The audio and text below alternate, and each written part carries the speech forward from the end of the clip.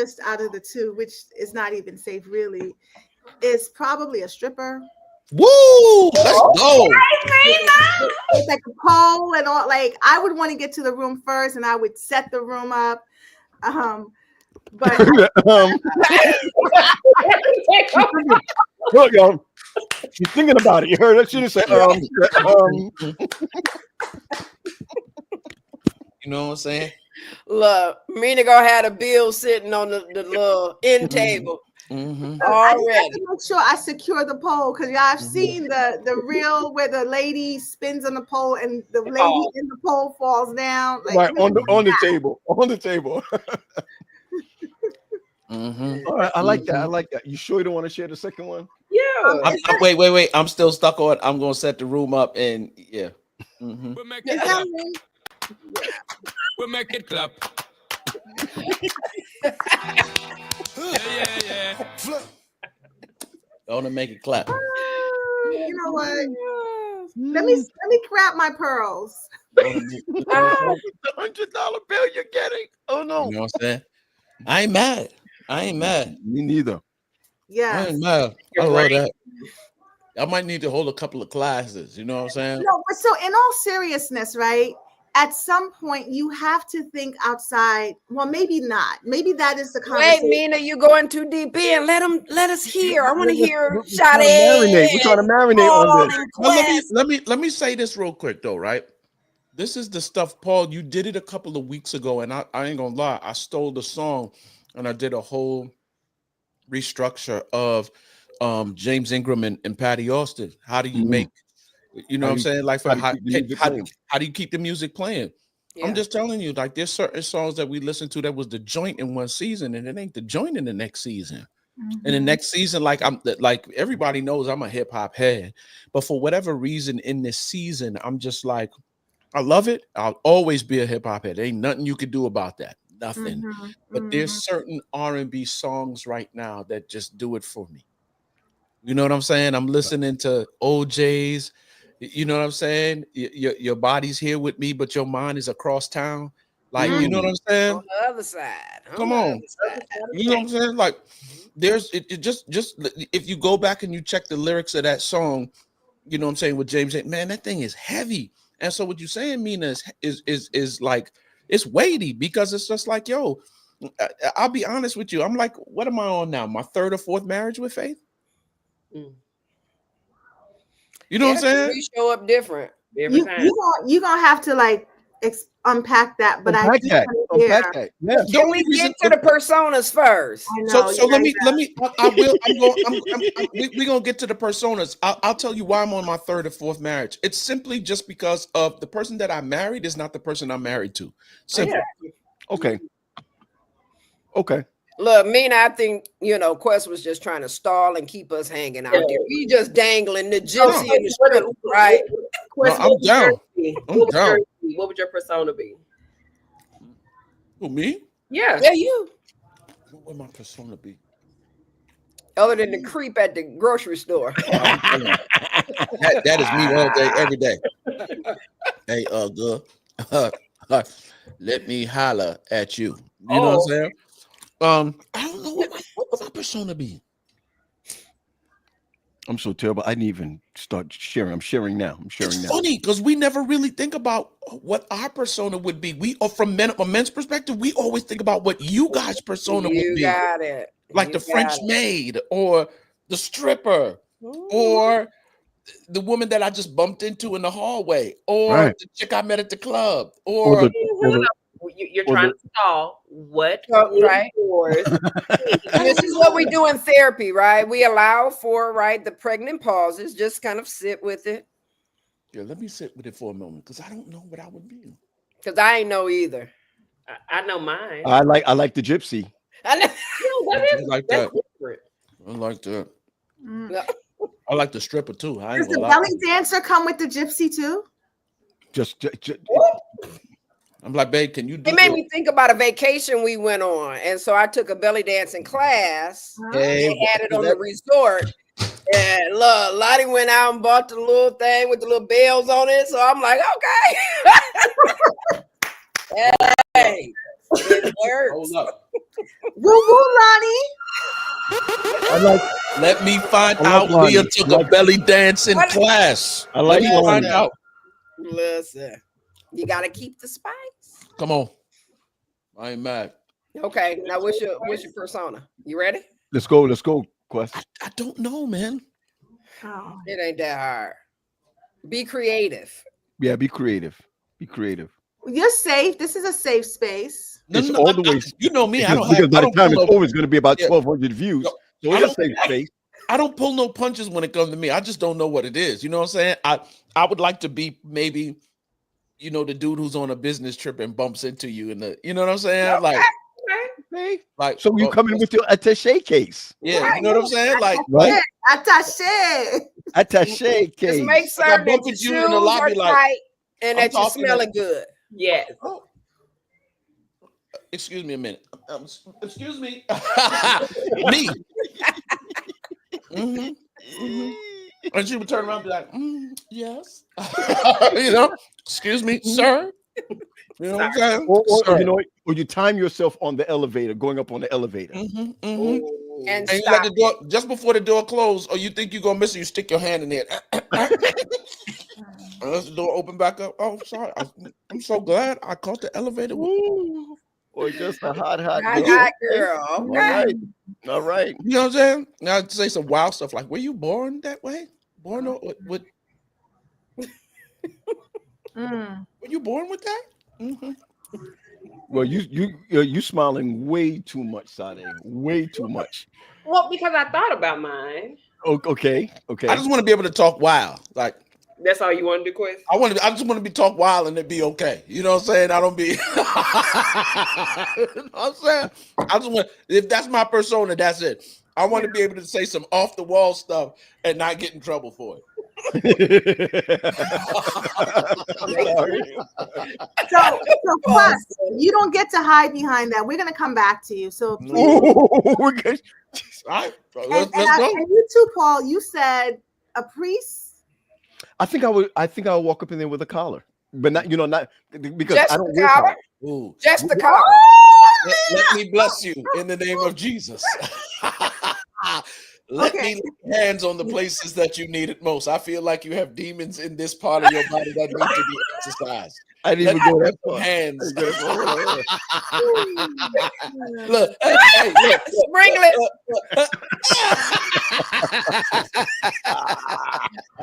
Yo, TJ said I like the gypsy and the bells jingling. Yes, ma'am. I got you. I'm sorry. Okay, so we on Sade. Go ahead, Sade. So mine it's a persona and a Oh my gosh, Jesus. like a fantasy all in one. I would be stuck on the side of the road with the flat tire. Jesus, come on now. And Come on now. Panic in the truck. Yeah. And, Yeah. let the Lord use you. You know why? You know why hers is different? I'm gonna say this, right? And I know all of ours was meetups with our husbands, right? Just hear me out, right?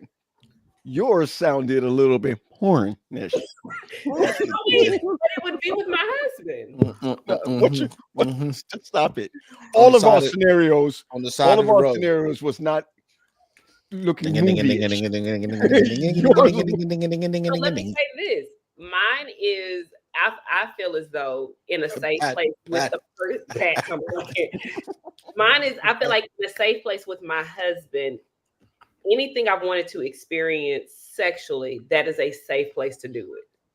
Okay. So okay. The risk and it would be a unified, like we are agreeing that this is a risk we're going to take. So I feel as though in marriage, there are limits, but things can be brought to the table and a conversation can be had as if this is okay for us to try at least once.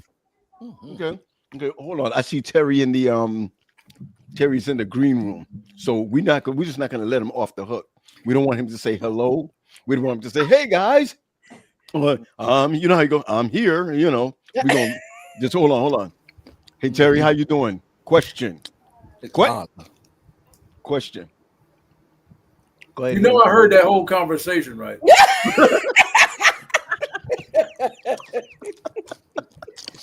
So you know the question that's coming to you then. No, I heard what he said. We ain't gonna say nothing. We just gonna go ahead. And I'm like, okay. Yeah, right. No, that's okay. Good. Then you don't know. Armina, hit him real quick. Armina. No, you got the question. Okay. I had the scenario. You're absolutely right. So, in the scenario of you and your wife playing a role, meeting up at a hotel room as different individuals to spice up your marriage, what would your role be? Now, I just want you to know, Leah,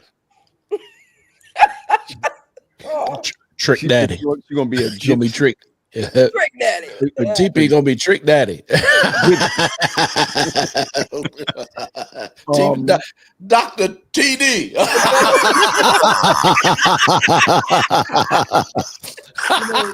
Come on, TP. Because you know Armina about to get that can stand for a lot. You can tell Armina about to get technical with this. Armina said that she would be a stripper. Lord have mercy. All right. Sade said with the pole. Don't forget the pole. Sorry, with the pole. And the bills. And surfboarding. And surfboarding. Surfboard.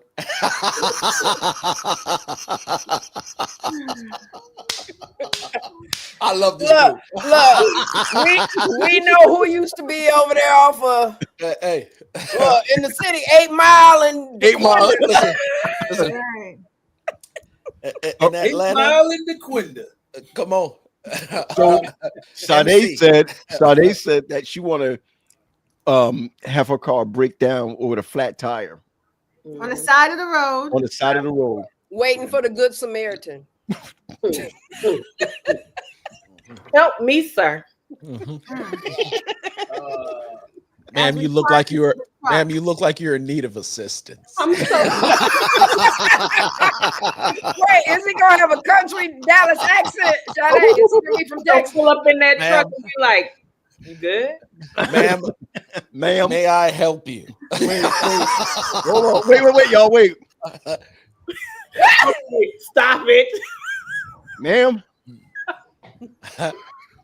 What's going on here is your carburetor. First of all, that is needs not to how be we sound in the switched. great state of Texas. That is not how we sound. Ma'am. Seems like you're flat. Let me pump you up. Are we talking pineapples? All right, dear. Okay. Right. Oh, watermelons, What you pineapples. got? Okay. Oh, we're live. Yes, sir. Oh, I didn't know we were. I Yeah, we thought live, brother. we were just. we You know, live. nothing is sacred with Paul. That's right. No, No, nothing. I don't know. I've always wanted to play the pool boy. Oh, wow. Okay. That's dope. I always wanted to play the pool boy. Let me come clean the pool for you. You inspired me, Dr. TD. Now I want to be the plumber. Let me fix your piping. You want to be the plumber. Because I got some Now pipes I want to that be need the to be plumber. laid. You got some pipes that need to be laid. Yeah, I got some pipes. Ma'am, this whole area right here needs to be replaced. Let me just put some new pipe in here. Yep. I want to be the plumber. Okay. Yeah. Probably And gonna be an Paul didn't all-day tell what he process. wanted to be. Paul wants to wear He just wants to wear his, right. He just want to, be a priest with just a collar, nothing else. But wait, Paul, are you going to be in the It looks like you got a broken neck. escrow room? Are you going to be on the other side? Of the room. she gonna do confession. Professional? She can do confessions. So wait a minute. You just want to be a priest because you want to I got it. I listen. It just hit me. Yeah. You want to exercise. You want to exercise demons. Is that it? No, we're gonna get a little wall. Father, I have sinned. Wait, Father, I'm about to sin. You know what? No, it's bless me, Father, for I have sinned. What was the last confession? Let's be very clear. Yep, the Lord is my shepherd. He know what I want. Let's be very clear that we're talking about marriage. Yes. We're clear. Mm-hmm. Okay, let us not have our single folks running out here talking about. Oh yeah, no. Telly, okay. Oh yeah. Fact. And I like what you said. So let's start up with your scenario and let's talk a little bit about that. Let's start over just for those who are joining us. More people have just popped on. Mm-hmm. Talk to us about that scenario and how do we move forward? You know, how do we deal with that? How do we deal with that? Simple. I had a client who she and her husband were on the brink of divorce, and so they decided to do something different, something that they had never done before. And it was to create personas that each of them would portray. And so their thing was to go to a hotel and they would show up, they would be dressed up in different costumes. I love it. And they would go to the room, they would do whatever they did in the room and leave and never talk about the experience. And then the next month, it would be a different location, so all month long, they were trying to figure out. So it was never the same persona each time. They tried different things. Let me tell you something right now. It ain't going to be no Radisson. It's going to be Roach Motel. Well, I will say that they are still married and even happier than they ever were. So there's a science behind it, right? And when we're talking about spicing up the marriage and keeping it fresh, as we grow in marriage, we change, our needs change. Mm-hmm. So and I think Quest said it beautifully when he said he's on his third marriage with Faith, because as she and he grow, they grow together and their desires change, not their desire for each other, because that still remains. It's just their drives change and the things that motivates them change, but they're right there together with each other. I would love to. I would love to ask this question because there's a flip side to all of this, right? Clinicians, there's a difficulty sometimes. I've dealt with it with couples, and I've worked with them in terms of these are the goals that you've established. Which do you value more, the difficulty of navigating the conversations or reaching that goal as it would, whatever the goal has been set? Because as we talk about this, like this couple was on the brink of divorce, and they decided to do something that they probably would not or have not normally done. Right? It required something different. It was a drastic situation and it required drastic measures, right? And they did something different and it worked out for them. How many couples do we know, right, that can't even have the conversation? They're navigating from season to season. You in season 3, and you still haven't had a discussion about the difficulty in season 1. Wow. Oh, so you just assume that couples understand season work? Yeah, that's what I'm saying. Like, that's it. Because many couples, at least the ones that come in my chair, when I see them, marriage is a string. Like there's no break in it, right? They are frustrated 15 years down the line, but they never stopped along the way to evaluate and talk through some of those difficult conversations. Mm-hmm. So when you're saying that, I want us to be very mindful that especially the traditional Christian marriage, it's like it just is ongoing. Like there is no introducing new things. For those of you who were at the talk that Ali and Denise did for Denise's birthday, where first of all, let me just share with you. Wonderful, Armina, you okay, we can't curse on here. You did well. You did your ish. Yeah. No, I'm serious. It was just I loved the very fact that you were not talking to one set of people. Right. Is that do you get what I'm saying? That we were not talking to church folks alone. Right. And I think the way that you spoke was that you were speaking to church people the way they needed to hear it, not enveloped in a cloud. Yeah. And I'm just saying. Kudos. And I wish, like obviously, that there was time. We ran out of time. There were some great questions on the floor, and one of them is, if you want to switch things up in the bedroom, how do you have that conversation with your spouse without them thinking that you are unhappy with just what's going on in the bedroom? like without them personalizing it and making it about themselves? How do you have that conversation? And then there was another question about if you don't like something about your spouse, how do you tell them? And can I just tell y'all that 99.9% of the men in the room came to the microphone and here's what they said. I would say nothing. Nothing. I was there. That's it, Nina. That's it. So there's this big dirty elephant in the room that we see it, we know it's there, but nobody's addressing it. How long will it take? Because here's the funny thing. That same couple, if I can go back, I don't know the fullness, right? But I'm guessing, right? Or I know of situations that has been the case. But Quest, and either they have the conversation, Leah, or they end up having a side chick or a side dude. Right? What can we answer? But the sexless marriage is a symptom. It's not really the major issue, right? And so you have to be able to, find a way of engaging in conversation that deals with as Michelle put here, hey Michelle, to deal with the why, like what is really going on with that individual, not the symptom of what it is manifesting into within the family, right? And how do we get the one partner that is willing to be sexual to not personalize the sexless marriage?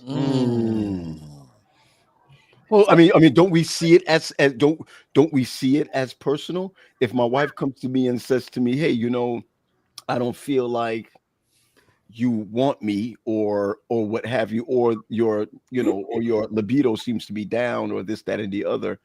I mean, instead of having the conversation, I'm just telling you, I would probably feel like, yo, what's up? My joint works. What's up? Are you gaslighting me? What's up? And the fact of the matter is that I shouldn't be upset if she said that. Right.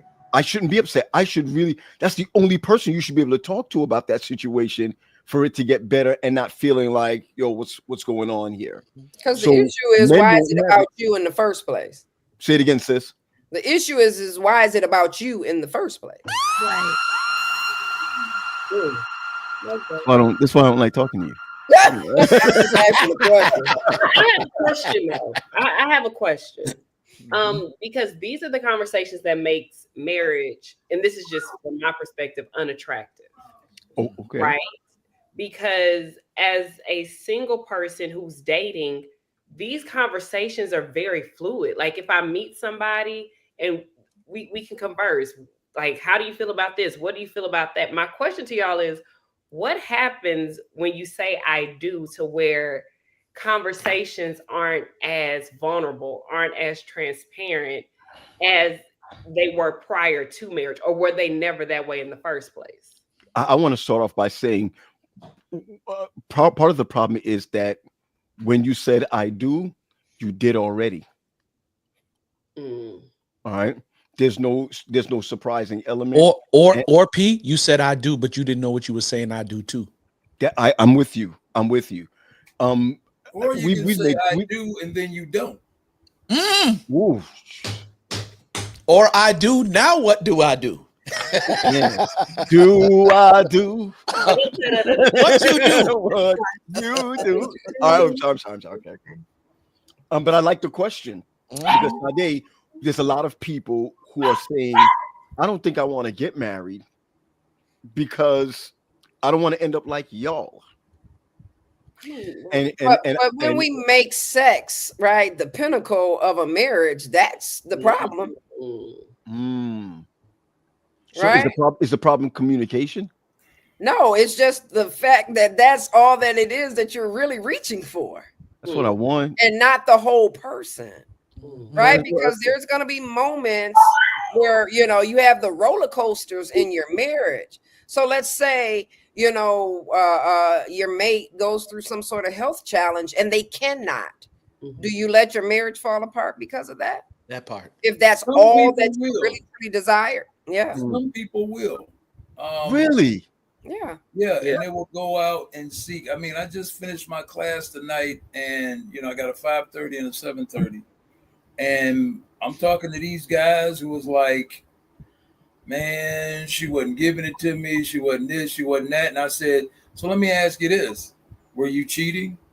Well, I mean, I'm like, I didn't ask you that. I asked, were you cheating? And that could really, really bring it down because now the woman is like, well, you out here slinging that thing around. You got the community D, and it's just like, I'm supposed to, I don't know who you've been with. I don't know what you bringing me. I don't know any of that.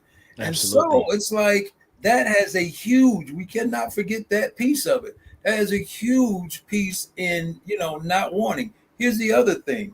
Like, I don't know where Amina went, but we were talking about when men don't speak about certain things. There's a lot of things that, okay, women think that men are always ready to go. Okay, always ready to go. But just like them having to be brought there when we get there, you see what I'm saying? Wait a minute, hold on. Something don't smell right. You know what I'm saying? And here's the thing. It ain't got to be between your legs. It could be your breath. It could be your underarms. It could be your hair. If you're wearing a weave that's been sitting on top of your head for a minute, or that thing ain't been washed. It could be anything like that. Or it could be you lay there like a dead fish. You know what I'm saying? And this person has to do all the work. And so, cut it out, Paul. And so it's like, you go in there and just like, man, so I got to do everything. Or you always have to be the initiator. You don't ever want to, and then how do you bring somebody to the marriage bed? Well, slow down, TP, because you're touching some stuff right now. You know what I'm saying? You know how many times I've heard those conversations? Yeah. Come on, I got to get up and go to work in the morning. Well, look, if you want something, you better come on because I ain't doing nothing. So, what? You know what? Keep it. I don't even want to, you know what? It ain't going to keep it. But here's the thing. Now you can stay in my class. Give me 2 seconds. If you don't take care of home, you can't get mad when they roam. Oh, I'm sorry. What? I mean, if you don't take care of home, you can't get mad when they roam. What's wrong, Sade? Does that go both ways though? Because absolutely. Who said it was going one way? I said they. I didn't say male or female. If you ain't taking care of home, you can't get mad when they roam. So you can be mad, but you can't be mad. But you can be mad, but you can't be mad. Sade, I need to hear you. Because I think that mindset, especially if we're talking about a Christian marriage, right? What marriage? A Christian marriage.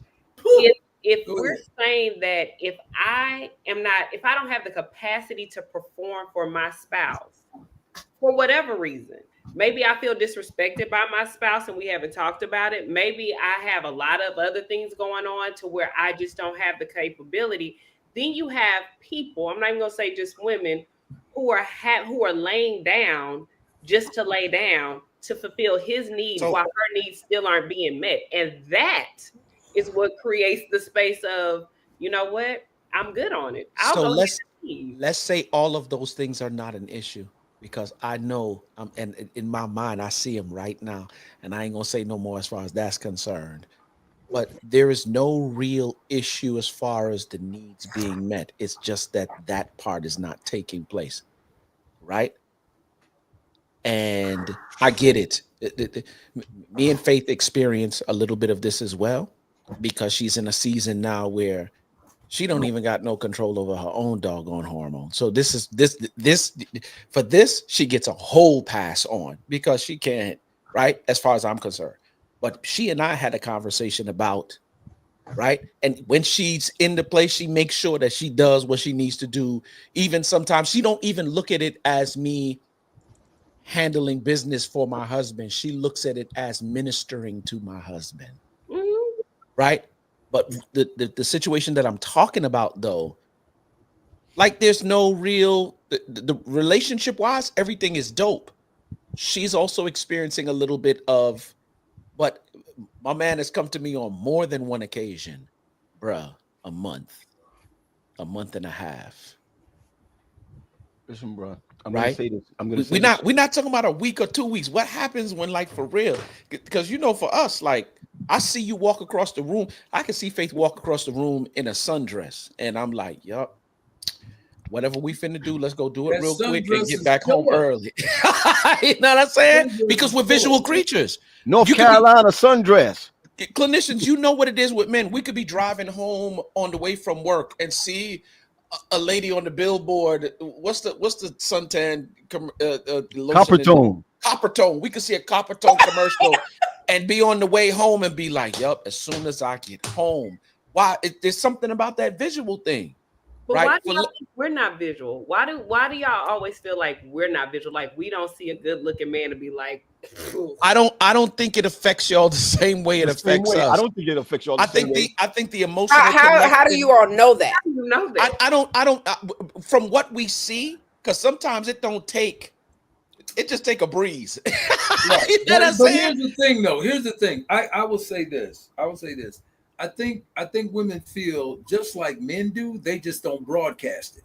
Okay, because the deal is this: you can put on some nice cologne, and women are like, "Oh my God, that joker there! Oh Lord, he smells so good."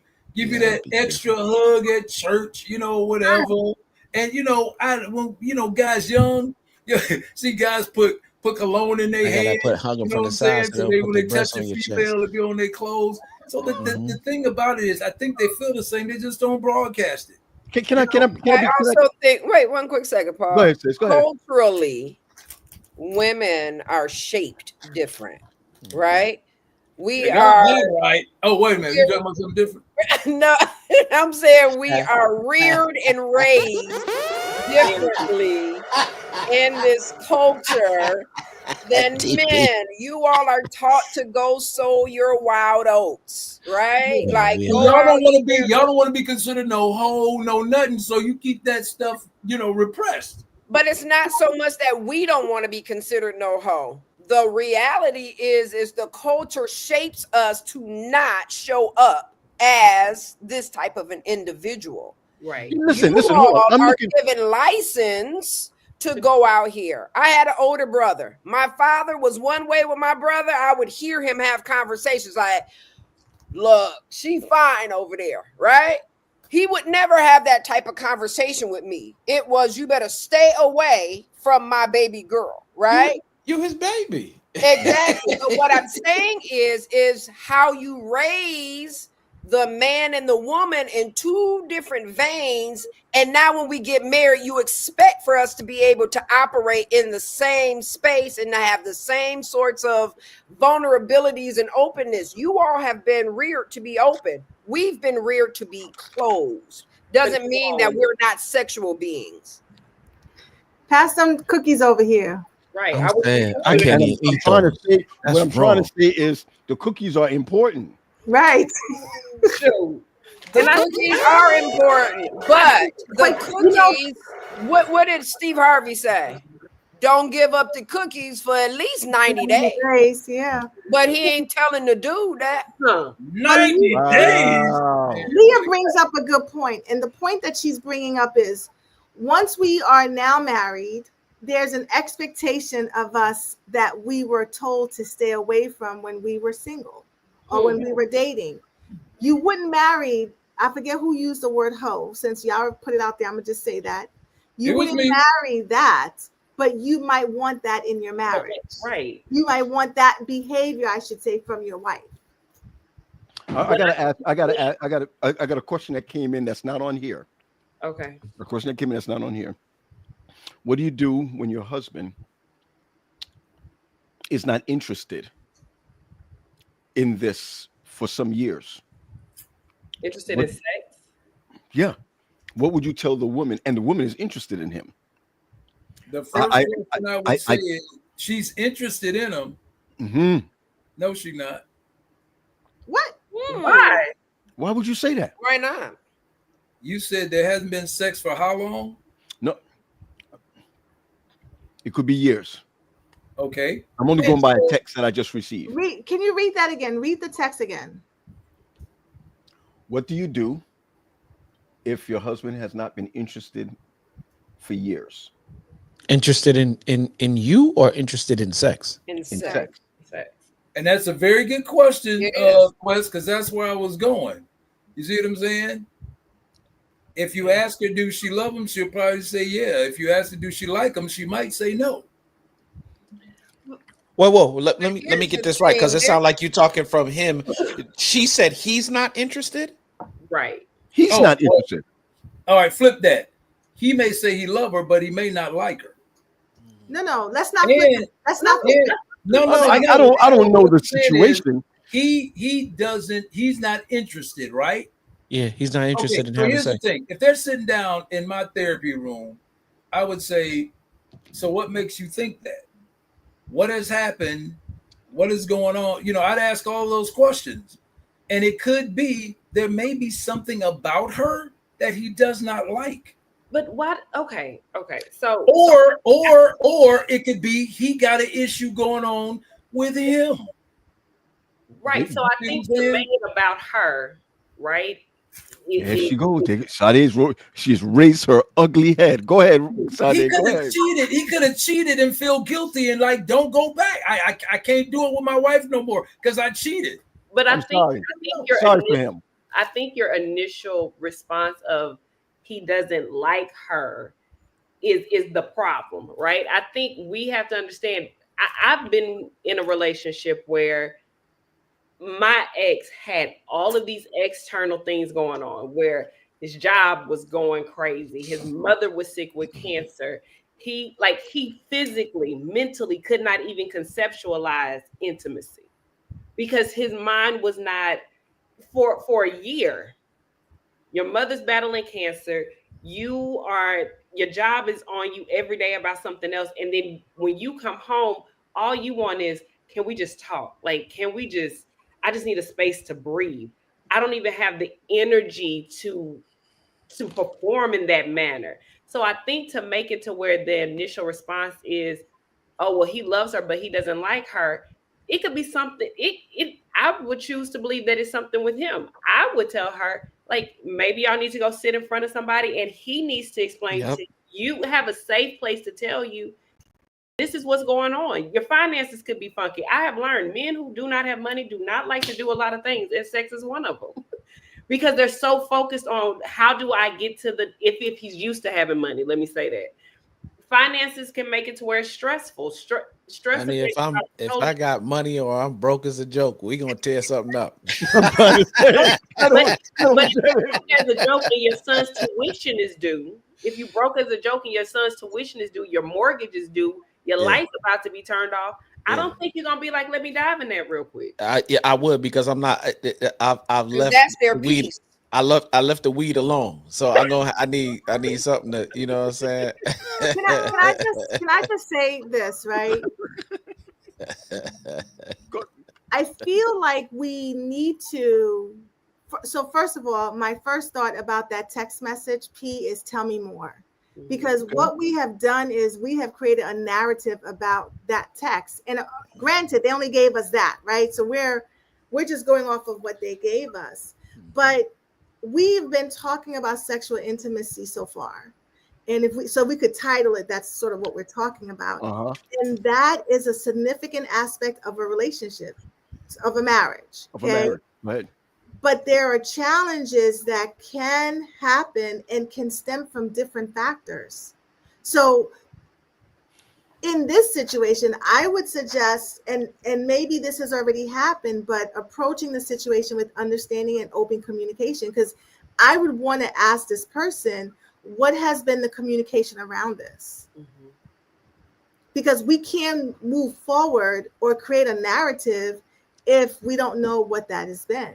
Okay, I have a question for you. But what could be said, though, is definitely, right, there is some incongruence, right? And her desire is not matching his desire, right? And so the need for finding common ground to engage in conversation, I would say, would be step one, right? Without, us kind of, because it could be a plethora of different reasons why he is not showing up as a individual who desires sex in this moment.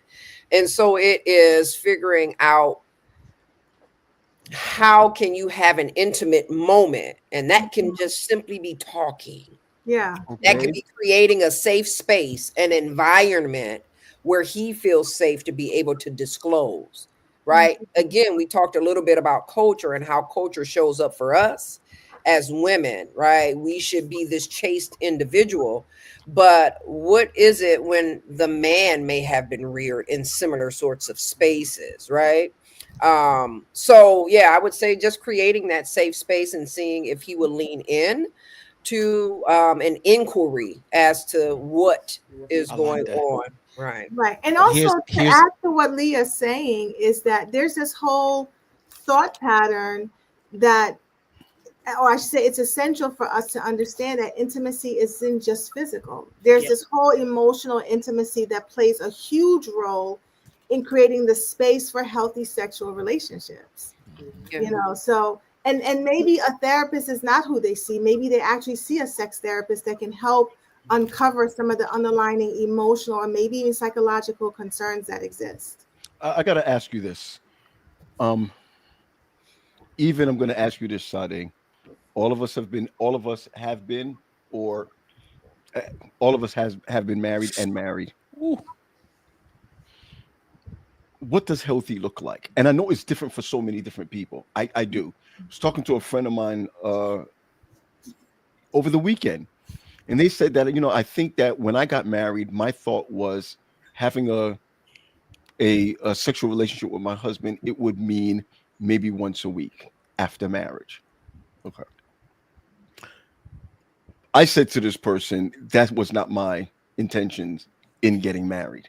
That, for me, for Paul Graham, that wasn't healthy for me. Oh, you understand where I'm coming from? If we dated and we talked about it, if we fondled, if we played around, if the whole nine, this person would know that I want to know when we're not doing it, not when we're doing it. Oh, you understand where I'm coming from? I'm sorry. I'm talking about first getting married. Mm-hmm. Don't get me wrong. Everyone's different. What healthy might look like, and I get it. I'm going to ask each one of you, what does healthy look like for you? And I don't mean how many times a week. If you want to add how many times a week, that's fine. But what does healthy look like for you? And I want to start with Terry, if you don't mind, Terry. For you, I do. Go ahead. I'm kidding. What healthy what? Sexual relationship? What? Yes. What does that look like for you? And right before you go ahead, for those who are watching online, I'm going to ask you this question, but I'm going to coin it differently for those who are online. How many times a week is healthy for you in a marriage relationship? Okay. And how many times per week for you? That's I'm going to ask those who are online. Just put a number down and put it in. When we say healthy, are we looking at this from a personal perspective or from a healthy from a couple? Exactly. Hold on, wait, y'all. You say for me, doggone it. Wait, my mama watching. My mama, do not answer this question. Mama, do not. I want mama. No. I want your mama to answer that question. Mother, come on, mama. Come on, come on, mama. Pronounce it for me. Pronounce it for me. Let me say this. Huh? I think. I want to hear from Sister G. I think you probably need to remove the word healthy. Mm-hmm. I think you probably need to remove the word healthy from that. Talk to me. Because everybody has a different. First of all, what's healthy? You see what I'm saying? What's healthy? So if you say how many times is adequate, maybe, or that may be a better question. But if you ask me, I would say.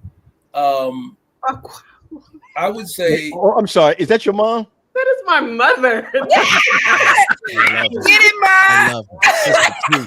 Get it, Miss G. Come on, Sister G. Oh my God. Like, why are you, ma'am? Go. I want everyone to pause and see that this is Sade's mom that says "Buck Wild." Yeah, she all right with me. That's all. All right with me. Yeah, I just go want. ahead, Terry. Break it down. Is the show Buck Wild or who's Buck Wild? My mother. And her pastoral husband. And her Come on. I would say as much as each partner agrees to. Agrees? Yeah. What are you trying to rape somebody? If they say no, then hey, you want to agree because people can still rape inside a marriage. Yeah, I'm saying I got guys that do it all the time. So what I'm saying is you guys got to have an agreement. You know what I'm saying? And it's like, okay, I got a need, I got an itch that need to be scratched. Sometimes people just say, you know what, I don't care, just lay there, or whatever the case may be. I just want to get it in. It depends on each couple because, of course, when you're young, you're doing it like rabbits. You should be. But when you get older, you be like, I can take it or leave it.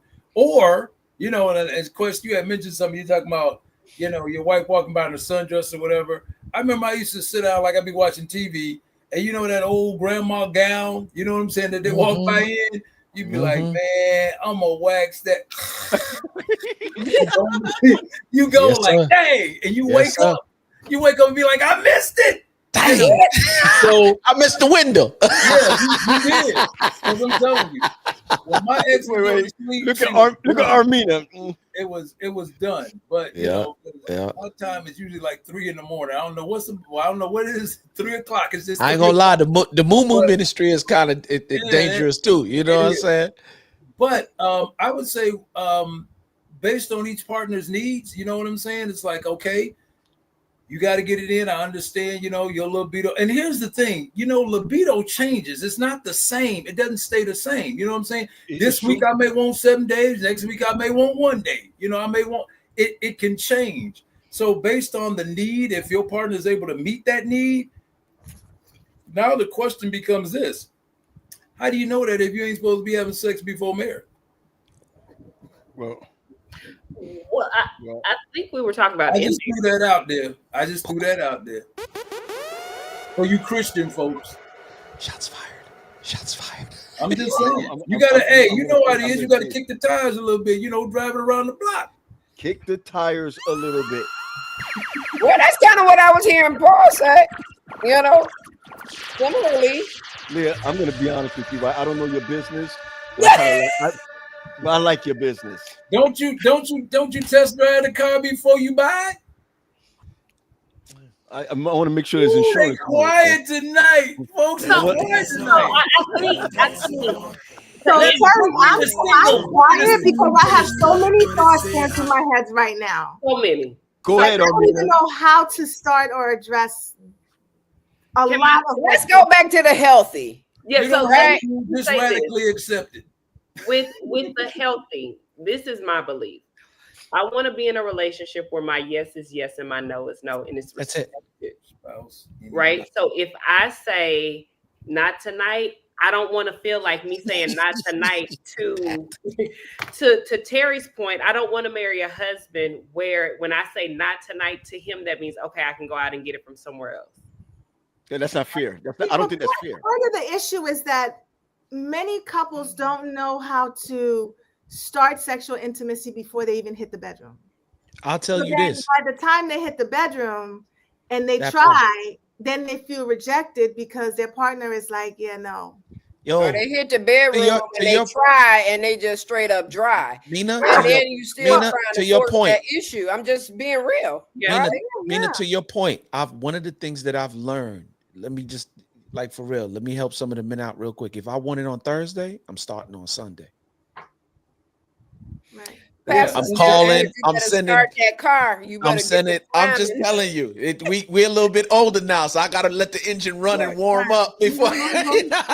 But from a physiological perspective, I realize that men is just like this. They shoot and then they shoot right back down again. Women, it's this gradual climax, and then they slide back down the same way. You know what I'm saying? That's it. So for real, if I know this Thursday's coming and I want to, you know what I'm saying, do on Thursday from Sunday, I might start with a text, I might call. Right. Look, you know what I'm saying? I make sure the house is clean because she feel away when the house ain't clean, and all of those stuff play. Yeah, man. But what you're talking about is consideration of your mate. That's what you're talking about. Right. I'm going to be honest with you. I intimacy and hold on, give me a second. Intimacy and foreplay is 24/7, 365. Yes, sir. That's right. It doesn't That's right. start when you get in the bedroom. Yes, sir. It's you wake up in the morning, kids, a little note on the pillow, note going to work, calling throughout the day. I think your brother just send him some, some shots What does through the that day mean, or Sade? whatever. Sade, what was that? What was that, Sade? Sade, I just What was saw your that? hand. What Sade. was that? Sade? She get it from her mama. What was? Come on. What, Sade, What was what's that? this right I here? mean, a little love tap. You know, you walk by. a little Let's love stop tap. and A think little- about but- that, but though. Remember, problem- we're talking about the culture, right? I believe that a lot of your sexuality starts at your youth. What Yeah. did you see? What did you experience in the home? Was it a rigid sort of space, right? Was it more open? Because that teaches you what is acceptable and what isn't. And And it's healthy too, what was the Leah. It's healthy that your kids see that. Right. Sean And what was was the talking about smack on the conversation? butt. Let the kids see dad smacking on the butt, or let them see the kissing or whatever, because you're creating that culture so that they know it's okay. Now, I ain't talking about doing it in front of the kids, but I'm saying, hey, let them see that this is healthy behavior. Because certain times when you're growing up, that only was for the bedroom. You don't do nothing outside. You don't let the kids see nothing. So you grow up with all what also is the conversation that's had in the home about sex? We don't have conversations about sex. And so our adolescents, they have emotions and feelings down there too. Yeah. They're going through puberty, and we let the classroom teach them what that is. Like when Mace comes in the room and he tells mommy, it's angry. Angry. Oh. Yo, she's like, oh my, hold on. Yeah. I'm using that tonight. I'm gonna be like, Yo, he tells her all the time. He says, "Mommy, it's angry. I can't get it done. It's angry." And she's like, "Oh my God, would you please go and talk to your son?" And I say, "I'm like, hey." So what's that conversation like, right? So when he says that, what have you guys said to him to allow him to know that it's natural, normal? I tell him it's natural all the time. I said, son, this is like for real. I don't give him because he's only 8 years old. I let him know though, like it's a natural process. This happens. And I tell him sometimes like it happens with daddy, and he is like, yeah, of course. When it happens with daddy, it's like it's Daddy gotta go to his anger management class tonight. Mommy helps me with anger management. So let me say this. I got 12 weeks of anger management. Only because I'm gonna say But I let him know. The only reason why I say that to him that way is so he understands that you're not by yourself. You're not going through something weird, or you're not an alien or a weird kid. It's something that happens with the both of us. Yeah. And Nico's in the corner like, tell me about it. You know what I'm saying? Because he's a little older now and he's about to go into puberty. So now I'm having to start having these little conversations with him as well. So, but yeah, the reason why I tell him, Mina, is just so, you know what I'm saying? I can't have the full on just yet. But I let them know. Age appropriate conversation. Yes. Oh, of course. Let me say this. My mother was single from the time I was 6 to the time I was 20. So sex in our home was definitely talked about. My mother's thing was that she would tell anybody her goal was to get her 3 girls out of high school without a baby.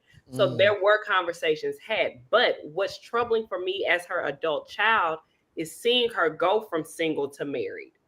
And the conversation started to change. And I was like, I don't want to know anything that happens with me. She was so, and it's funny because her and my sisters, both of my younger sisters are married. They have very my sister's like, oh, we had worship this morning. I don't want to hear that, right? Mm-hmm. But it's not something that we have to hide behind because we understand, I have a 16-year-old niece. We ask questions. How you feel? What how you have a little friend and what are y'all doing? Because what we understand is if we don't talk to her about it, somebody else is. That's right. And so controlling the narrative and being able to say, hey, this is a safe place. If you want to talk about it, you don't have to go to your mom. You have a grandmother, you have aunts who you can go and say, this is how I'm feeling. This is what I don't know. And those kind of things we were brought up in our household where that was okay. I want to go after Armina. Thank you for that, Sadia, because I think it's going to take us somewhere. Go ahead, Armina. So I did see the comment from my dear sister in love, Tiffany, who wants to hear from me because she's saying I was quiet. I was actually, when you asked a question about what is healthy sexual relationships look like, I agree that everyone has their own version of healthy. Some things that I hear in my room or in my space with my clients, I'm like, oh, okay. Like, because to me, in my head, I'm like, I would never think to do that, right? But Tiffany started to talk about the older we get, we change. And, Quest, you had mentioned the phases of you didn't say phases, but you said something about like being married to Faith for the third time, right? There is flexibility and adaptability. That's what I think of when I think of healthy sexual relations. Because the flexibility may be that I am not in the mood, right? But my spouse is. So I'm going to take one for the team tonight or this morning or whatever time. Ministry. Right. But as relationships grow and change, so do our sexual needs. When I think of healthy intimacy, it includes, kind of like that ability to adapt to each other's evolving desires and life stages. Because we in this for the long haul. We in this till Jesus comes or death do us part. At least that's the vows we take, right? So in doing so, we have to have the flexibility and adaptability mindset. That is not something we're not born that way. We're taught that. So depending on the culture you surround yourself with is going to depend on how flexible and adaptable you become. I want to pause for a moment, Armina. Apparently you, Terry, Leah, you guys bump into a lot of that. Also, as a coach, you do see a lot of that. I think one of the greatest mistakes that we have made, I think, in marriage is you see how Mama G, right, makes the comment about age appropriate conversations. Leah, you just said the same thing about age appropriate conversations as Quest was talking about his son. I think one of the problems we have, not just in church, please, but also in community, is that when you look at someone who's married for a year or 2 or 3, we don't have age appropriate conversations with couples by couples. Or you understand where I'm coming from? And so I believe, right? I was talking to this guy on Saturday night.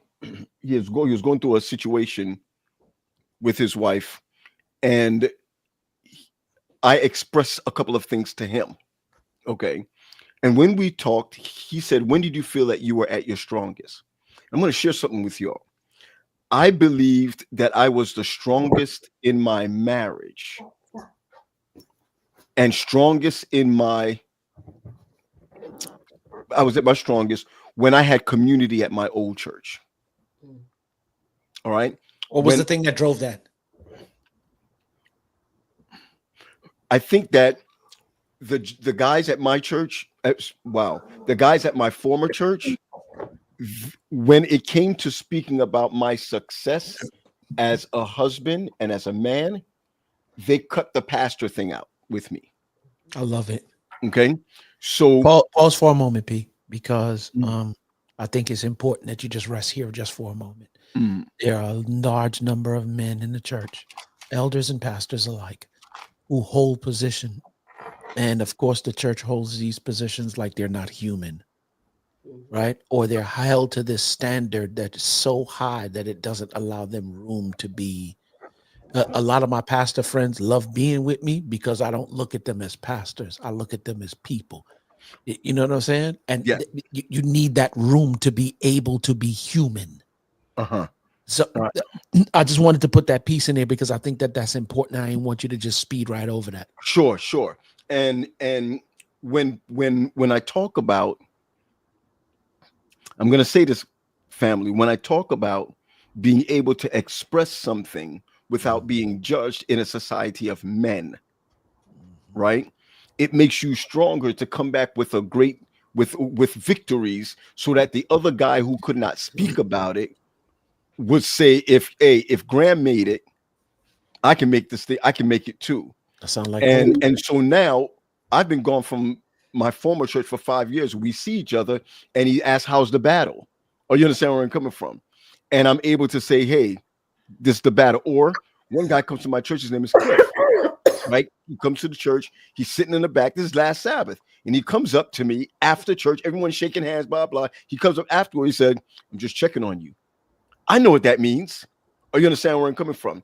And I feel like the conversations that I needed to have, well, I did, to have with Spencer when he was 7, 8, 9 years old, the same conversations that I've had with Zenobia. It's the same way I believe that seasoned couples can have those conversations with children in marriage, so to speak, so that we could become stronger. We'll realize that we're not crazy. We'll realize that this is not all bliss, but it is beautiful. And so Armina, when you talked about in the very beginning about, hey, let's meet up at a hotel, you play the role, you play the role, Wendy plays the gypsy. And I sorry Leah, I'm sorry, Leah. Or I'm driving down the street. Yo, Wendy, break down on 193. I'm coming to get you. You know, I really believe that that's also God ordained. It's spiritual. It's throwing seasoning on what God has given. And I think that we don't see it that way because our mindset is God is in the conventional, instead of God being in the, I need a word, spontaneous. I love it. I love it. But it's a gift, though, is it not? I like it in a bowl. Condemnation has been attached to sexuality. Wow. That part. From the church. Hold on, condemnation. Right? And so when you have that and you hear that at such a young age, that's where, you know, your formative years are. That's where what I like to say, tracks are laid, right? This is what is being repeated over and over again. And so to say now that I'm married at 20 something, 30 something, 40 something years of age, and I'm going to go into this thing in a healthy manner, it's not going to happen when you've attached, right, this dark cloud to this thing that's so beautiful. You know, I gotta ask Sade this question. Thanks, Leah. I want to ask you this question, Sade. So you're dating. Let's just say you're dating, right?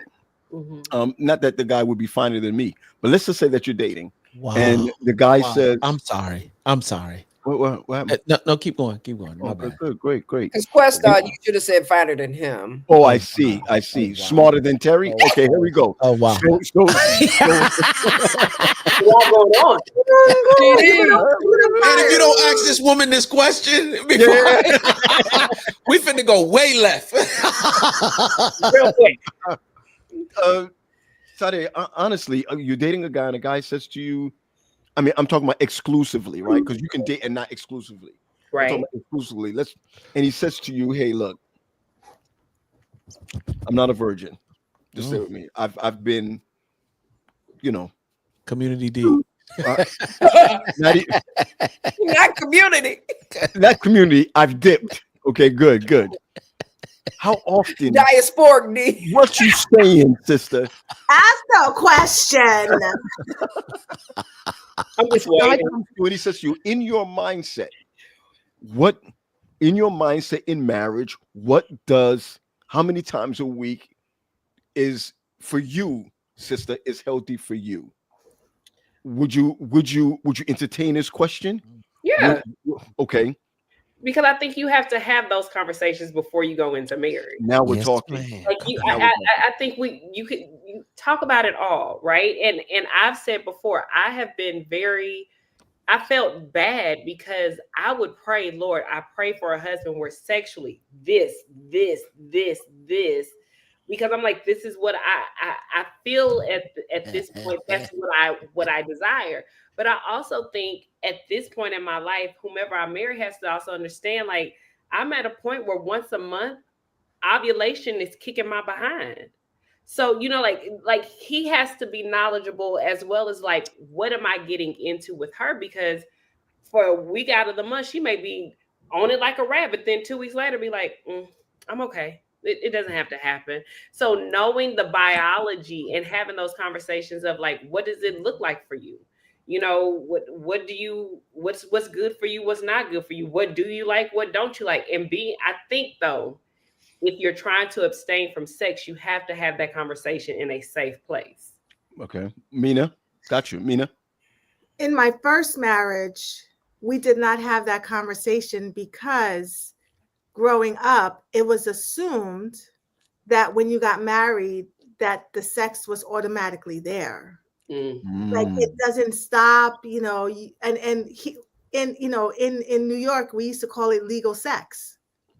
So like you could start having legal sex when you married, and there was no number, there was no timing on it. It just happened, and it just happened all the time. I thought that it would be every 2 seconds we just hitting it, like it's just there, right?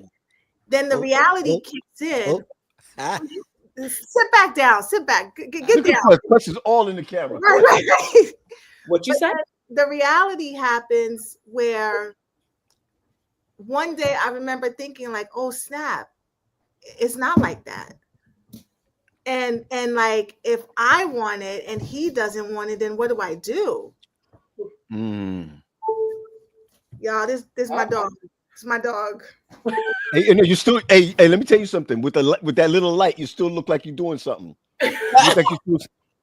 Look like you're saying something with that little. I'm gonna get you a little tiny red light district. Oh my gosh, there's a place called that red light district. Not that I think about it. But look, while Mina's gone, I just kind of wanted to add to what Sade was talking about. I think what we oftentimes overlook as well is there's a difference between biology and anatomy. Say hi to the baby.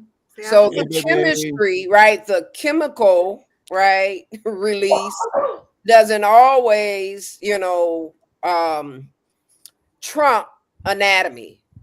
Can't use another word than Trump. I know it. Republican. It doesn't always Republican anatomy. I love it.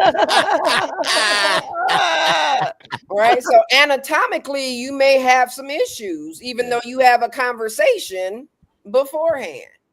So now what do you do? And I also think at my age, I'm 38, you have to be realistic with these conversations. The likelihood of me even wanting to date a virgin is slim to none. So we both come with experiences. We both come with expectations. We both come with assumptions of what we think this will be like in marriage. So if we don't have that conversation prior to, we are setting ourselves up for failure, because during the conversation, we may be like, we're compatible everywhere else except here. But sis, that's not what I'm talking about. What you saying? I'm talking about everything, y'all having beautiful conversations, the whole nine. Y'all get married and it comes down to it, and the joker is too big or too small. Ooh. Then what do you do? Or he's just right. I mean, look, and that's an underwhelming experience. See, what I wanted to say was, can it be too big? But I'm just like, all right. So let me say. No, but I'm being honest, so now you can talk. Too big, and now you can talk. Now you can talk, Terry. But after too big. What? I was waiting for everybody. Well, as my grandmother would say, everybody ain't able. But let me say this. Okay. Let me say this. In the devil. Hold on, Terry. Okay. Land your plane, Sade. Land your plane. Let me answer. I think, to be honest, I'm not saying we have to do it all, but I do believe there's some evaluation that needs to happen before marriage. You mean to see his penis? see, feel like we ain't got to do everything. But I don't. Even then, you still don't know the fit until You. If Hey, it let me- don't let me- fit, let me- you let me- must quit. Wow. Oh, look, Terry, the glove. Glove don't fit. That glove You ain't must working. quit. It ain't hitting. Right.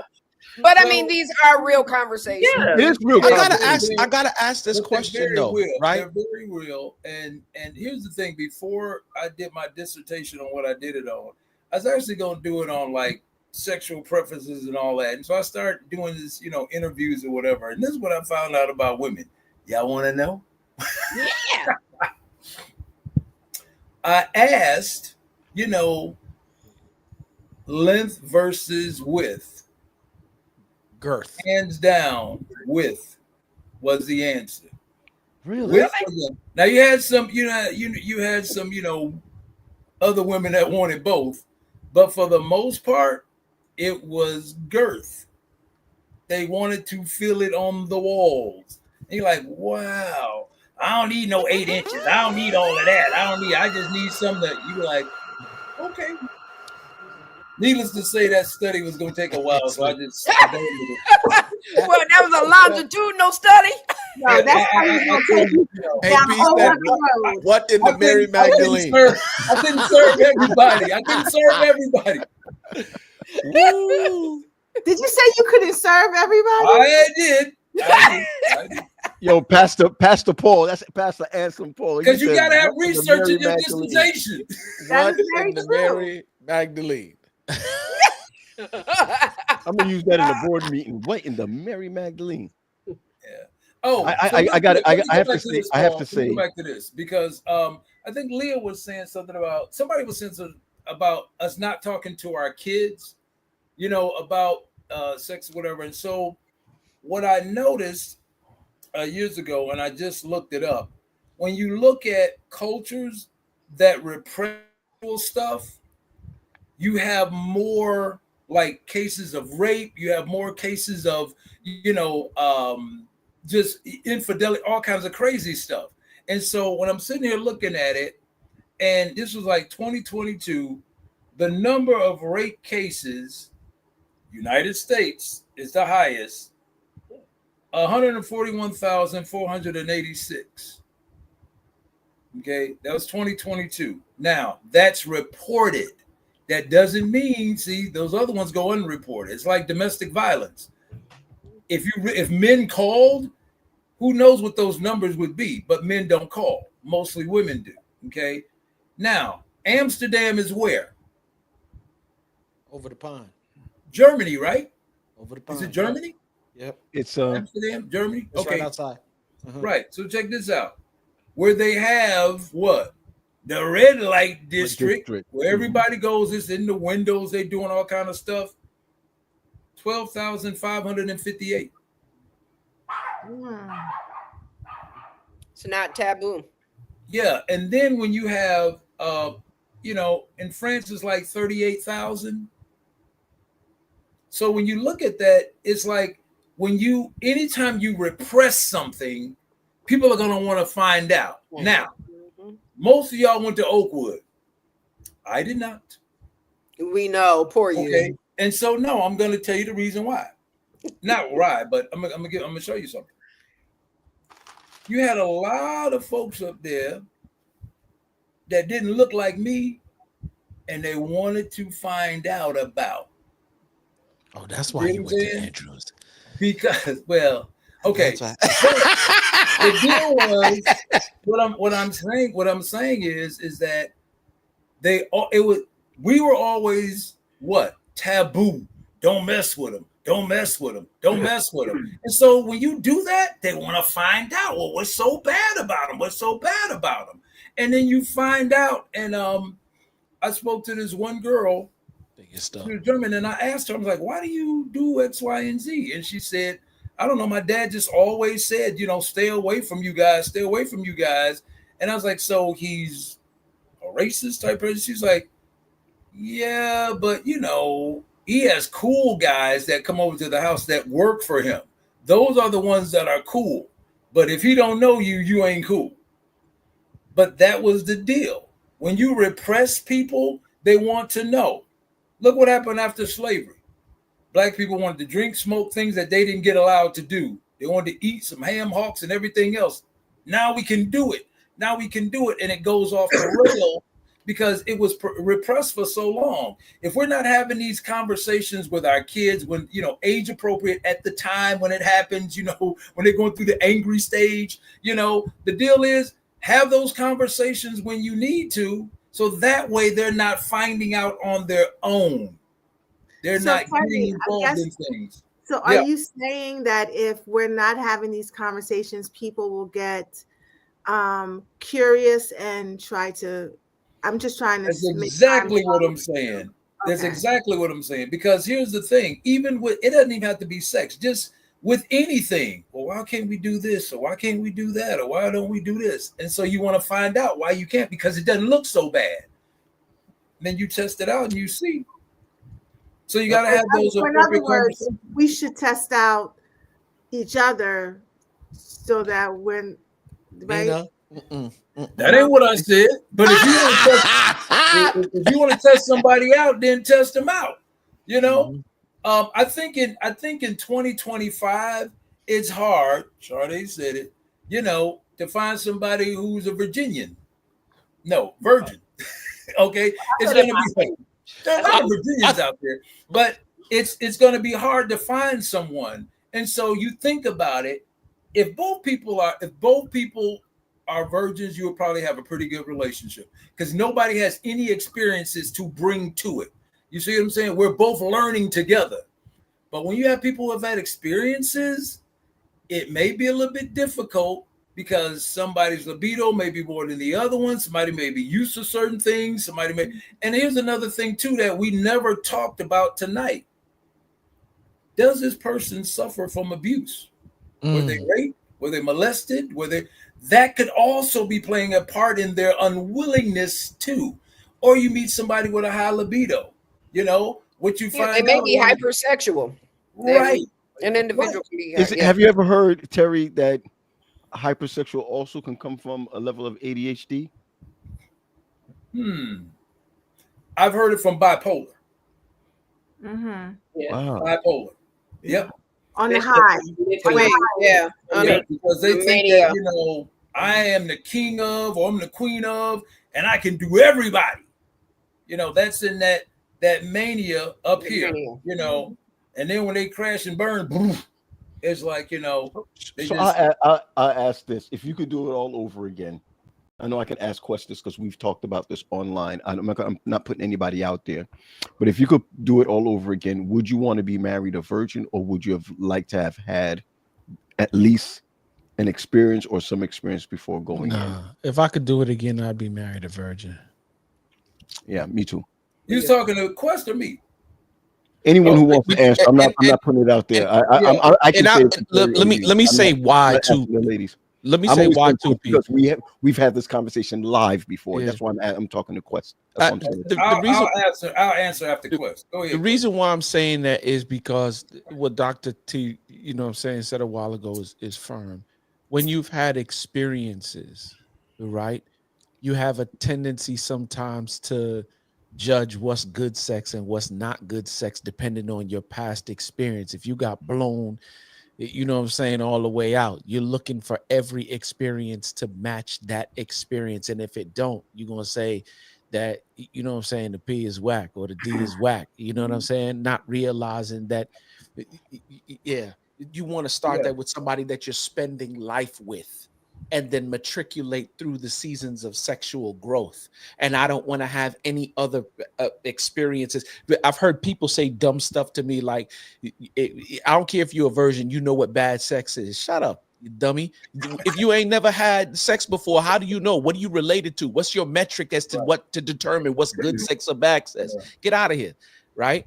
I want to be able to grow with the person that I'm going to spend the rest of my life with and just matriculate through the seasons of sexual growth, what we like, what we don't like. Because the question that you asked earlier on, in terms of what's healthy is to be able to sit and have candid conversations about what you like, what I like, what positions you like. Do you like to talk during sex? Do you like to caress? Do you like to, what are all the things that you like? You know what I'm saying? So that we can grow. I that's not really my thing, but I can do that for you because I love you. You know what I'm saying? Like, I want to be able to just grow with somebody through that. And if I had the chance to do it all over again, I'd do it differently. So does that also include, right, or exclude pornography, right? Because an individual Wow, I was just going to talk may about that. never have had sex, but you can still have, visualization based upon what you've seen, and now you're measuring the performance thereof. Yep. So yeah, are you cutting that out too? Yeah. I'm cutting it out, and here's why. Are you Right? talking about masturbation as well? All of that. I Not when you got an angry at 8. you know what I'm saying? You don't know what that means. Or 54. Yeah. But here's the funny thing. I think Marty said it earlier on in the string somewhere. I think her last name is Diaz. She said, That's my niece. Go ahead, I'll catch her. She said purity culture. Yeah. I think, yep, that's it. Has taken away from having a mature conversation. Yeah. I need to be able to have mature conversations with you And then surrounding our sex. Let me be clear. She's 22. Yeah. I mean, and she's on it. You could be mad as the Dickens. I could be mad at you, right? But I understand some things about our relationship. Let me break you off real quick, and then I can go back to being mad with you after. Why? This has to be protected, right? This relationship that we have, this connection that we have, it has to be protected. If I operate in a particular way, I can low key get an enemy foothold in this thing. And then now, like I always tell couples, you not the problem, your spouse is not the problem is the problem. Now you work together against the problem and not each other. And we low key sometimes, just in this dynamic right here, I'm mad at you, I'm siding with the enemy now, and I'm listening to him whisper in my ear, don't get at her for nothing, make her dry for the next 2 weeks. And you low key doing that stuff. And you messing up the marriage. Listen, I'm mad at you. I'm gonna break you off real quick. We're gonna tear this seal of Serta up, but I'm mad at you. You know what I'm saying? But you're gonna know that you're gonna know it. Hey, I'm down for that. But you said something that you glossed over that I want to go back to. Yeah. To give it a clinical term, the first time having sex, it's a euphoria. It feels like a drug or alcohol. The brain produces heroin. Right. So we're consistently chasing that, right? We're looking to level up and to find that, because if you think about the initial experience, there's a bunch of things, right? You got the excitement, you got the novelty, you got the intense emotional connection, you have, and all those things can really create this powerful psychological and physical reaction. So when we're talking about, would you do it the same way, or would you go in like never having it before? The older we are, we've experienced it in some way. So I don't know, P, to answer the question. I don't know if in our minds, yes, but I don't know if that reality was in front of us, if it would even be that. I got you. I didn't get to respond to that. I'm gonna come to you. I'm coming to you, Terry. We hit the 10:30 mark. We're gonna start landing the plane. So Terry, go ahead, and I'm gonna go around the horn with you guys on a question. Go ahead, Terry. Actually, what I was gonna say was what Amina just said. Okay. When you talk about, sex is it is like a drug, and that's why you're an addict, because you're constantly chasing that first high you first got from it.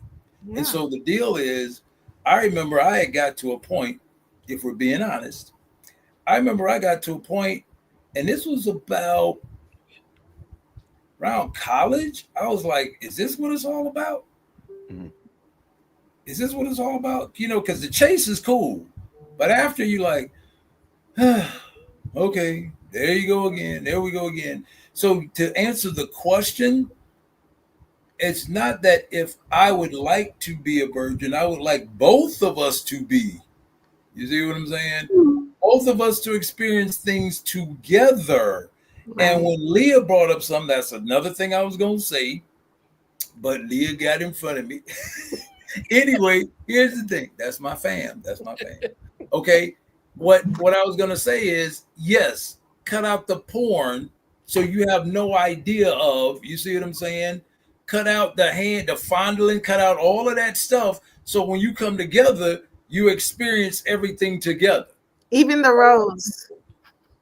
Yeah, cut the rose out. I think Paul posted my picture of me and the rose a couple of weeks ago. I sure did.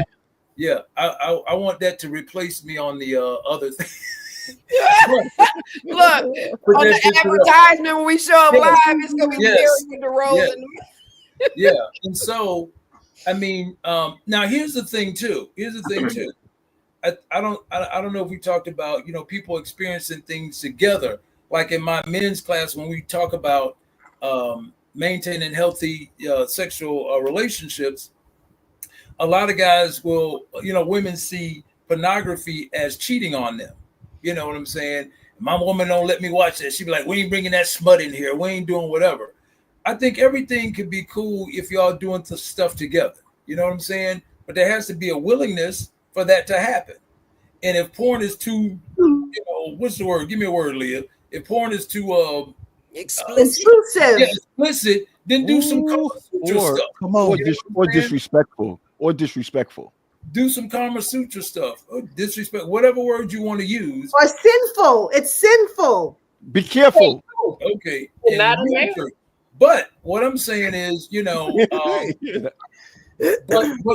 and see, everything has to there has to be some moderation, because you can watch a whole lot of that.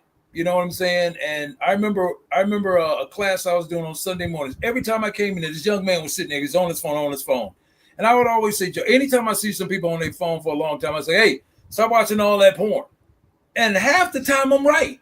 You know what I'm saying? And the kid said, shoot, Dr. Parks, I'm young. I said, you are now. I said, when you get older and you're going to need this to get you there, you probably want to stop doing this now, sir, because it's not going to bode well for you down the road. Or as we would often tell the guys, you're going to burn your joystick out. Mm-hmm. Get hairy palms.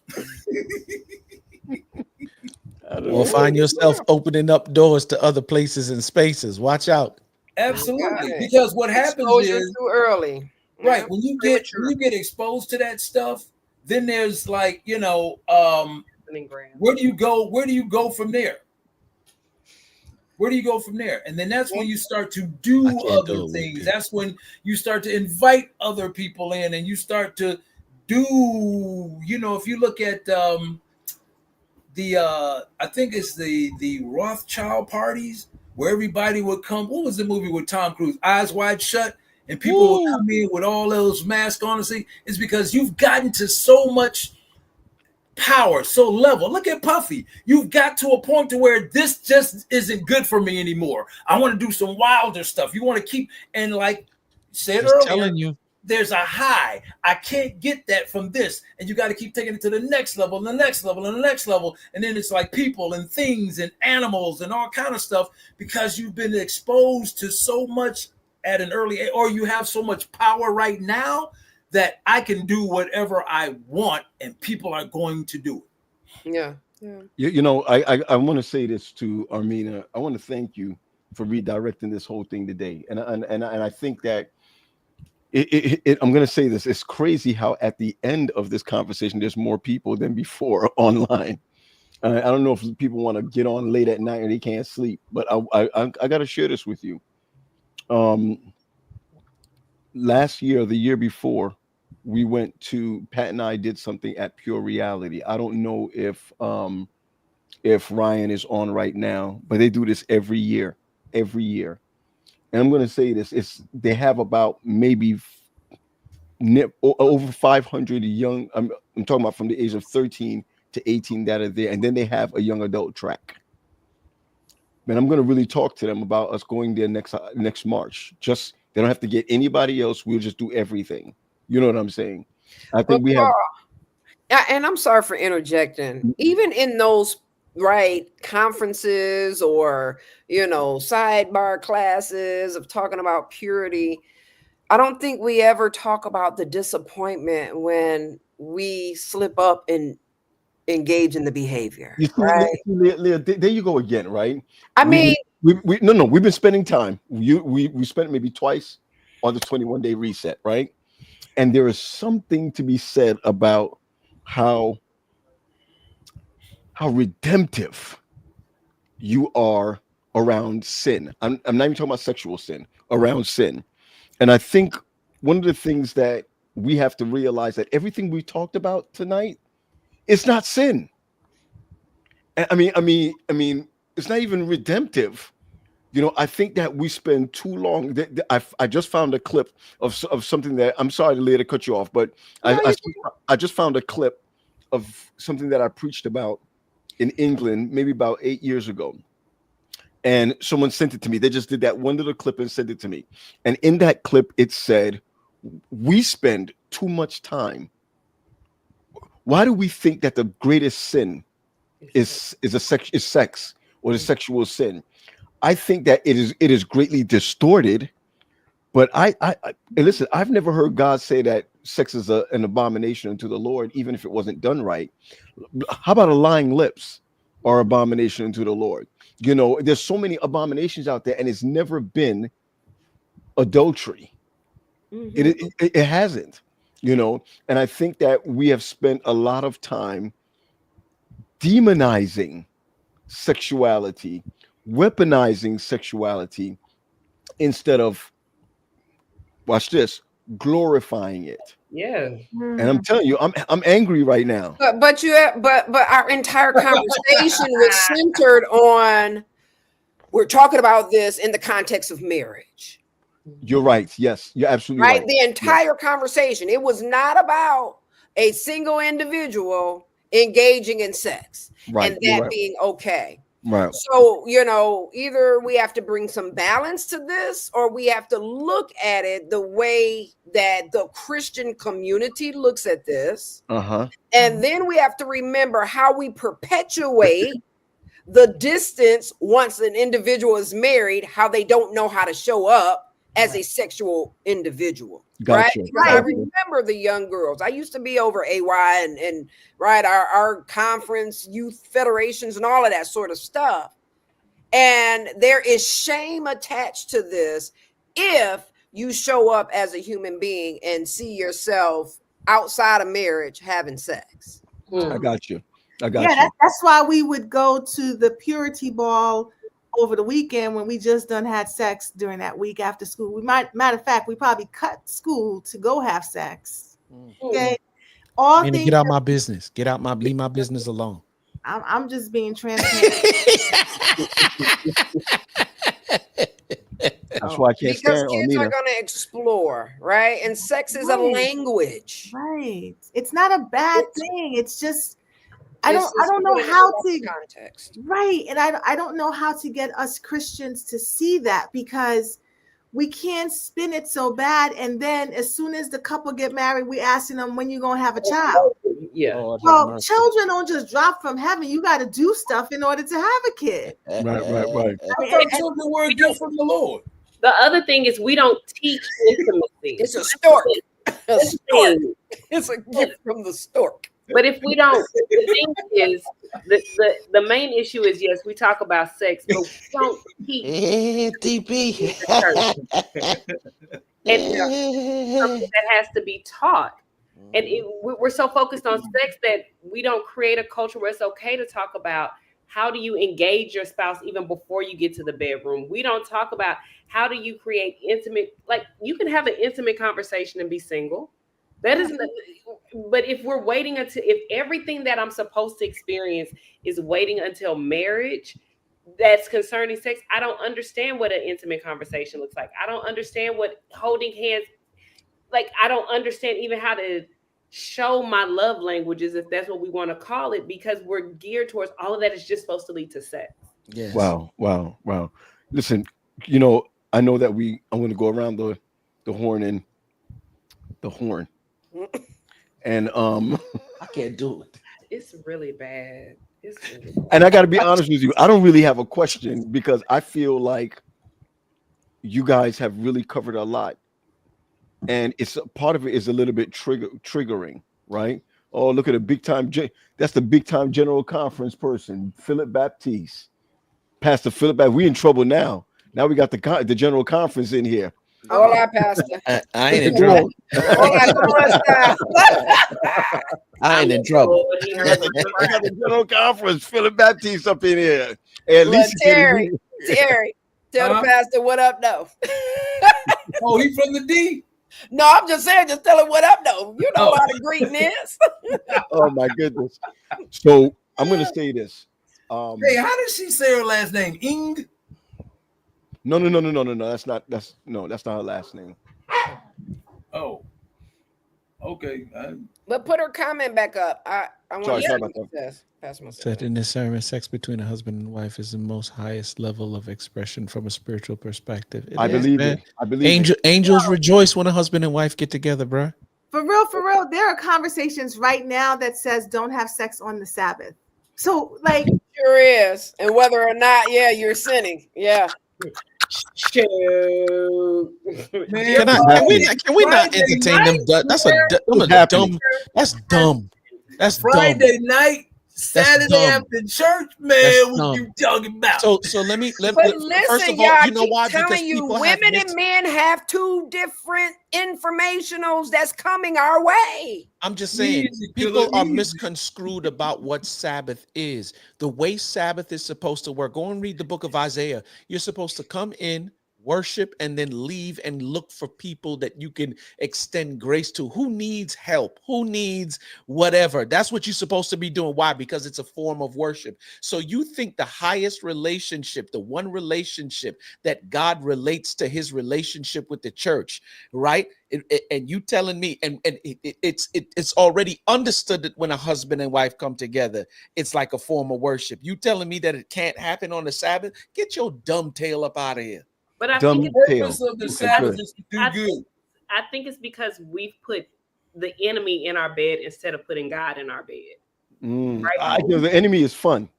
Okay, not okay. Hey, the purpose of the Sabbath is to do good. I want to do good. But she said it again. It's that purity culture. It's your thing that in order to do this, I got to do this. You become so legalistic that the relationship piece is not even there. So y'all, are we saying that now? Let's be real. And I know we were supposed to be ending, but we didn't kind of dumped into a whole nother body of water. Go ahead. Are we saying, because we have people that are onlookers, right? Mm-hmm. That there is nothing wrong with having sex outside of marriage? Is that what we saying? Outside of marriage? Outside of marriage. Yeah, no. I ain't Biblically, no. Biblically, no. How do we get there? We got there because we started to talk about, and Paul said, I don't see nowhere where it's saying that, sex is an abomination. And I just want clarity, because the way it was formulating was that it was okay. Sex is all good. No. Remember, I talked about it from a singles perspective. It was funny. I wanted you to. I thought it was implied. P. I knew what you were saying. But just make it clear. I would never. And let me close it off by saying this. And I hear what you're saying, sis. I want to be really careful. I don't believe. Let's say that we were not biblically. Let's say we were not biblically based. Mm-hmm. Okay. What I hear Armina talk about a lot is we're not doing this just for church folk. Right. All right. Mm-hmm. The best practice is to wait. For so many different reasons, the best practice is to wait. The problem is that when we get there, we sometimes wish we would have practiced in the wait. Or you see where I'm coming from? Yeah. And I think that we as men, this is what I love about what you just said again, Leah, that we have different perspectives. My uncles would tell you, you practice during the wait. And as a woman, you don't practice during the wait. But so then it puts a weight, a different kind of weight on the right on heaviness. the woman, a heaviness on the woman who's trying to keep burden. a burden. Wow, Mhm. on a woman who has the same. This is what I've learned tonight. Who has the same attributes as a man, Mhm. right? Tonight what I've seen. I'm just telling you tonight what I've seen is that hey, I'm visual, you're not, or you're not visual as I am. I've learned tonight that based on what y'all said and then what happened in the comments was like, no. We we just as. It's just that the standard for us is different for you than you guys, or we were taught differently, and it's the same thing biblically. How could how could Solomon do all the things that he has done and catch up afterwards? How could Rahab be this harlot and then she comes into the fold, right? And still she's seen as a harlot. She's still called a harlot. I mean, there's Mary would still be down, will still be known as someone who had Jesus out of wedlock. You ain't really the son of God, because what you really is okay, Bastard. right, a bastard according to this according to I'm coming to you. Desire of Ages. I want to be clear, and you're right, Joe. It is a double standard. The real thing is that, and this is how I'm closing off with something personal. I lost my virginity at 15 years old, and after I lost my virginity at 15 years old, the next time that, and as a sophomore, the next time I did anything at all was in college. And I've realized, and when I say college, it was in going into my almost into my third year of college, because I've lost all of my girlfriends to individuals who was doing it and I wasn't. So now, either the mindset now is I'm not losing anyone else because of that, and I can go as far as to say, and I'm taking body counts with me now. I should like the Oakwood. And so in light of that, I think that the redemption of, where did this come from? It came from somewhere. I was not being non-biblical. I was taking care of my heart. You understand where I'm coming from? So the waiting, and I'm not talking about spiritually. A woman, a young lady who waits, get her education, does what she needs to do, keeps herself chaste, has a boyfriend, and decides that she's not going to have sex because there's too many implications with that. Not talking spiritual yet. It is something that we should be teaching our community. No doubt. Right? That there are more reasons to wait other than pregnancy. Yes. There are more reasons to wait other than pregnancy. And what I've heard tonight among that, I'm going to say this, that the difficulties in marriage usually does not come from when people are virgins and get married. It comes from different mindsets before you get married, and then you get married with different mindsets and expectations. And for everyone who is on tonight, I wish, just saying, I wish that we would have had this conversation 30 years ago. That's what I wish. We had this conversation. Listen, we're looking at the time, can't go around the clock, but I want to thank Armina again for just pushing that conversation. I want to thank Sade for just being who you are. I want to thank I'm going to say this Quest for teaching us about being angry. I want to seriously, I want to thank really Terry. That should go to Mason, because Mason taught. No problem. I just text someone, tell my man angry. Yeah, you know that. Terry, I'm telling you, don't stop with your stories. It really helps us to realize where we're going. And Leah, I'm going to say this. I love the way you just plant the seed, share with us without caring. And okay, I'm throwing caution to the wind when you say what you need to say. Wendy always says you are the light-skinned Ian Levanzant. That's who you are. The red one. So for all those who are watching, we want to thank you for joining us tonight. We got a couple of things that's really exciting. In a couple of weeks, Sade, we're going to be introducing our YouTube channel. Yeah, let's go. Right. And our Instagram, we're going to be we're just going to be pushing like crazy, because we really want to share with you, not all over the place, but in one place. And so thank you for joining us. And we're hoping that this bridge brought you over to the other side. Be blessed, y'all.